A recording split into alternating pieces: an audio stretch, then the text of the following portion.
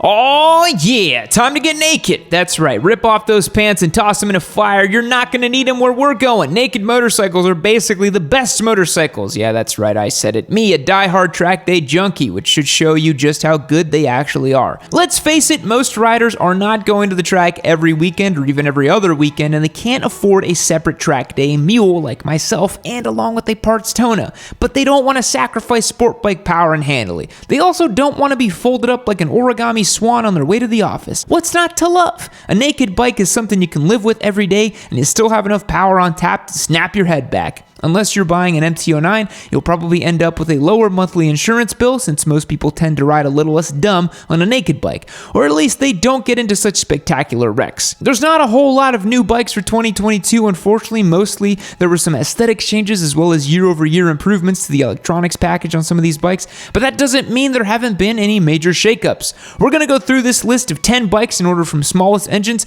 to absolutely roided out Mountain Dew drinking, creatine snorting hyper nakeds, just to give a nice line of progression to follow. Now let's prepare to set our hair, dick, and balls on fire and experience the torque, my dudes. Actually, wait, you don't want to light your nads on fire. That would be bad. In the interest of not torching your junk, might I offer a solution? The Lawnmower 4.0. Fireproof your manly bits by getting rid of all those flammable pubes in seconds with the world's torquiest ball shaver ever. The Lawnmower 4.0 is truly the Turbo Busa of pube trimmers. Have we been demonetized by this ad read? I'm not sure, but let's get some specs on this bad boy. You've got a longer battery life, trimmer guards, wireless charging, and the same skin-safe blades so you don't accidentally chop down your own cherry tree if you catch my drift. But with the perfect package 4.0, you can get yourself the Lawnmower 4.0, the Shears 2.0, and the Weed Whacker in one convenient box with a collection of deodorants, toners, and colognes to keep you smelling nice, even after you ride your torque monster naked bike around on your birthday suit. Click the link down below and get the perfect package 4.0 for 20% off automatically. No need to put any codes because your papa knows you ain't got any time for that. Thanks again to Manscaped for supporting today's video, and maybe you should consider hitting the link below because I'm almost positive we just got demonetized. Now let's get started with the smallest naked bike for 2022, the Yamaha MT03. Is it the best naked bike in the world? Definitely not. But what it is an excellent entry point into the world of motorcycles. I see a lot of people saying that they want to get started on a Grom because it's a small, cheap, light motorcycle that they know isn't going to get away from them. But the problem with starting out on a Grom is it's not going to teach you any of the habits you need to master to be safe on two wheels. The Grom is too underpowered to be on most highways, and for just a few $100 more, you can get a full-sized bike that's just about anyone can flatfoot. Let's start with some specs. The MT03 is packing the tried and true Yamaha 321cc parallel twin, putting down 41 horsepower and 22 foot-pounds of torquinos. What's fun about this bike compared to other little beginner bikes is that the power band more closely resembles an actual sport bike where you need to wind it out quite a ways to feel the power. In that sense, it's more fun than something like a Z400, which we're going to talk about next. Another feather in the cap of the MT03 is its 30.7-inch seat height, which Yamaha spec to be one of the lowest available on a full-size naked bike, meaning that just about anyone can ride this thing. It's also dirt cheap, costing only $4,799 brand spanking new. You're not going to get a bunch of advanced features, but it's your beginner bike, so you don't really need those anyways. It's got ABS, and that's all that really matters. Ride it, drop it, beat the crap out of it, then flip it a year later. That's what it's for. Next up, we've got the Z400. This is the MT03, but for those who want a little bit more grunt down low. As comical as it is that Yamaha calls the MT03 a hyper naked, the Z400 is actually the torquier of the two bikes. You've got a 399cc parallel twin putting down 45 horsepower and 28 foot-pounds of torque, and while it might not sound like it, just a few extra foot-pounds really does matter on a bike like this. One reason I'm recommending this over a Duke 390 or a Svart 401 is it got everything you need and nothing you don't. While it is cool that the Duke has the TFT dash and a supermoto mode and all those other features, I really do think that for your first motorcycle, you should just be focusing on learning the skills you're going to use for the rest of your riding career. It's also just $4,999, which is really hard to argue with. Besides the torque, one thing that separates the Z400 and the MT03 is the physical size of the bike. You've got a very similar 30.9-inch seat height, but if you're spite-sized, you might find the MT03 a little bit cramped due to the shape of the tank and the overall ergonomics. A Z400 doesn't have any of those wings or humps in the tank, and you'll have a little bit more room to spread out and be comfortable, which is something you might overlook when you're picking out that first motorcycle. Moving on up to the beginner-ish bikes, these are motorcycles you could start on, but in most cases, you're going to want to move up to them as a second motorcycle. Number 3 goes to the MT07. This is a bike that Yamaha just got right the first time around and then kept printing them out year over year. Yeah, for 2021, they updated it a little bit, but there's no real major changes year over year for 2022. But why mess with success? If you've been living under a rock since 2014, it's packing a 689cc parallel twin, putting down 75 horsepower and 47 foot-pounds of torque. Thanks to that 270-degree crank, it makes it a much better sound than the typical parallel twin, and it's an absolute wheelie-happy hooligan bike. If you whack the throttle open in first or second gear, it'll pop a nice little power wheelie on you, and sources tell me that it'll clutch up in third gear if you're willing. One slight issue with the MT07, it's been getting a little bit more expensive year over year without adding a lot of features, which is a bit of a bummer. Nowadays, it'll run you $7,899, but it's still well worth that price. I just hope the upward trend starts to stabilize, or they'll add some features that justify the rising price. Number 4 is a bike that is solidly in the second motorcycle or returning rider category, more so than the beginner bike land. It's the Aprilia Tuono 660 Factory. It's a bike with a name that literally translates to thunder, and it looks like it. This one technically is a new model for 2022. Yeah, it's the base model Tuono 660 was a thing, but now you can get the holographic version. This one's putting down the same 100 horsepower and 49 foot-pounds of torgos out of the RS's 660 659cc parallel twin. Another upgrade over the base model is you'll get fully adjustable suspension, which is a nice feature when you're comparing bikes with your spec sheet warrior friends. Now, I haven't ridden this new version, but I have ridden the Tuono on track at Coda, and the RS660 was awesome with all the leader bike tech, including cruise control, and the V4 Tuono is an RS-V4 with handlebars, and Aprilia is not known for reinventing the wheel. That means the Tuono 660 is going to have all the goodies in a handlebar just in case the RS660 ergos weren't amenable enough for you. I honestly believe this is just about a perfect street motorcycle, and hopefully we'll be able to pick one up as a giveaway bike to confirm my suspicions. In the meantime though, don't think, just buy and be fast. It sounds awesome, by the way. Like, seriously awesome.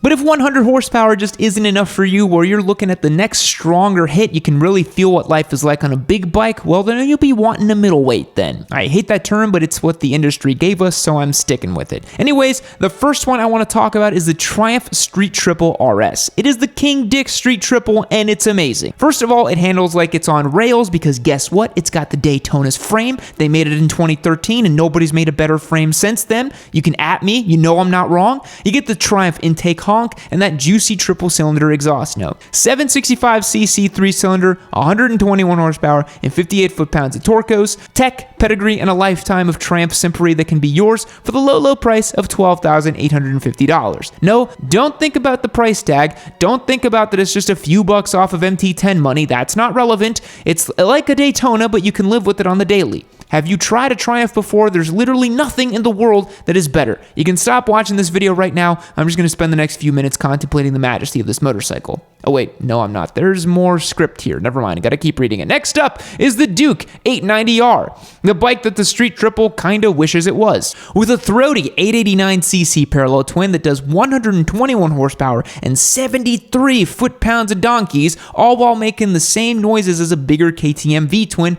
this is the bike that will make you very, very happy. It's 366 pounds of goodness wrapped in a fine layer of orange and tasteful... Wait a minute, did Spite write this script? I'm not reading the rest of this. It's mostly just a bunch of words talking about how the KTM is the best Euro brand out there. And wait a minute, the Duke only cost $11,999. That's cheaper than the Street Triple. That's weird. Oh yeah, you need to buy all the extra orange parts to make it go faster. That's right. So here's 200 plus words of simping from Spite. Aside, the 890 is supposed to be one of the world's best handling naked bikes with every piece of tech you'd want for the price. And while I find the idea of track-ready naked bikes slightly comical, I do really want to try this one out. I still haven't ridden it yet, and I want to see what all the fuss is about. And seriously, 366 pounds is crazy light for a naked bike with this much power, so if it's anywhere close to that, it should be a really, really good ride. But let's be real here. 121 horsepower is not going to make your dad love you. You need real power numbers for that. You're going to need a hyper naked, and making jokes about horsepower and donkeys and torgos and insecurity is too easy, so let's spend the rest of the list talking about big bikes. I mean, who doesn't go to sleep at night and fantasize about putting some coked out hyper naked bike in their garage? Let's start out with the tamest one, but also the cheapest one, the Jixus Thou. The humble Jixus has been quietly winning people over for a long time. Before we go any further, let's set one thing straight. The engine in this motorcycle is 100% not the K5 motor that Suzuki boys love to hold up as motorcycling's magic bullet. It's a modern version of it with all the modern emission stuff going on, but it's kind of a K5. Aside from that, the bike is putting down 150 horsepower and 80 foot-pounds of torque, and it's sitting inside a true superbike frame. They almost doubled the price, but they finally added some tech to the bike. You've got a bi-directional quick shifter. I love when my quick shifter goes both ways. Rider modes, 5 levels of traction control, and an updated dash. It's not a TFT, but that's like asking Suzuki to release the Gen 4 Busa with the factory turbo. It is just too much. Personally, if it were me, I'd just find a lightly used Gen because they can be had for like $8 grand all day, but then you don't get the bold new graphics and tech, so it's a bit of a toss-up. Now, what about something a bit more esoteric? Something that will tell your friends that you're better than them so you don't actually have to say it out loud. Well, you're gonna need a Ducati to do that. A Street Fighter, perhaps. But you're not looking to drop a down payment on a house for it, so that leaves you with the V2. This one's new for this year, but let's be real, we knew it was coming. It's a stripped-back version of the Ducati Panigale V2 with all the goodies and none of the back problems. A 955cc L twin putting down 153 horsepower and 75 foot-pounds of torques makes it precisely 3 better than the Jixus. 3 what? Doesn't matter. You're just going to be better, and that's all that matters. Good luck finding one, though, because they're going to be straight up bought by all the Ducatistas the second they hit the dealership floors. But hey, it's cheaper than the Suzuki at only $16,995. Are we sure we're in the same universe? Next up, the MT10 SP. I can't make a list of naked bikes and not talk about the ugliest one out there with the best sound you could put in a bike except for a V4. Yes, it's true that the MT10 SP has a face that only a mother could love, but it's packing a detuned R1 engine in an R1 frame, giving you true superbike handling and a soundtrack in a head-turning package. Though, seriously, they're probably just pointing and laughing at the front end. Come on, Yamaha, just give us an XSR1. Maybe they won't do it because they'll never sell another MT10 if they did. God, I want that bike so bad. Anyway, specs, that's right, that's why you're here. 160 horsepower, 82 foot-pounds of torque. Yep, that's a hyper naked, all right. The SP gives you Öhlins, the full suite of R1 tech, a 6-axis IMU, and an R1M colorway that serves only to polish a turd a little bit. But hey, when you're riding it, you're not looking at it. You're just popping wheelies and listening to the delicious sound of the crossplane inline 4. What a bike. But what if you want a bike so swole that no one would dare call it ugly to its face? The ZH2 is the true Chad motorcycle. It is too busy taking every other motorcycle's lunch money to look at itself in the mirror. Kawasaki saw Suzuki being afraid to turbocharge the new Busa and told them to hold their protein shake. They took the supercharged inline 4 from the H2 and put it in a naked bike frame that literally feels like it's about to rip itself apart. But when you roll off the throttle and the front wheel touches the ground for the first time in a quarter mile and you hear that supercharger flutter away, there is no better feeling out there. The best part is that with 197 horsepower and 101 foot-pounds of Torgos, you're only 3 horsepower away from your dad's love. Good thing Brock's Performance has that problem solved, their exhaust and sprint filter and tune. Just don't go looking for the air filter inside the plenum like I did, because it's not there. Oh my god, the ZH2 is so good. Fact! The air filter on the ZH2 resides inside within the ram air, not inside the plenum, because that's how forced induction works. I definitely didn't do that. I'm a professional. Goodbye. Hey you. Yeah. Click the Yami new video right over there. You should do it.